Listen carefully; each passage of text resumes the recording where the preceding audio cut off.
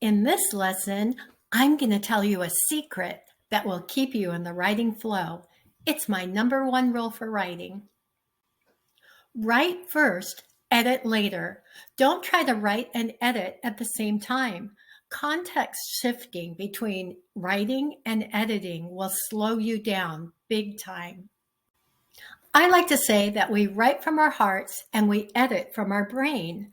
There is nothing that slows down the writing flow like that overeager critical editor in our heads interrupting the flow of ideas from our hearts by constantly pointing out spelling and grammar mistakes as we write. Give your editor a break while you're in creative mode with the assurance that it will be welcome back at the end of your writing session. You can revise, edit, and polish up your essay once you've created your first draft. There is no such animal as a perfect first draft. Don't waste time editing or trying to make every sentence perfect while you're in the flow of your writing, and especially while you are working on your mind map. At the beginning of my writing sessions, I let my editor out for just a few minutes to help me remember where I stopped.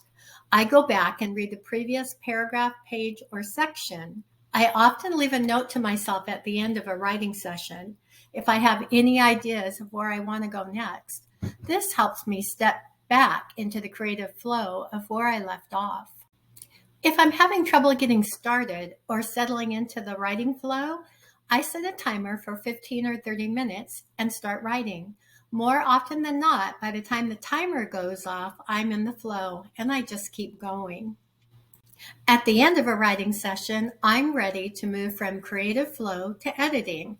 I like to get up, stretch, get a fresh cup of coffee, since the one on my desk has usually grown cold long ago.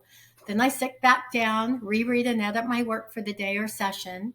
If I know where I want to go next, I'll jot down a few ideas to help me remember the next time I sit down to work. Now that you know my number one rule for writing, it's time to brainstorm the mind map. I'll see you in the next lesson.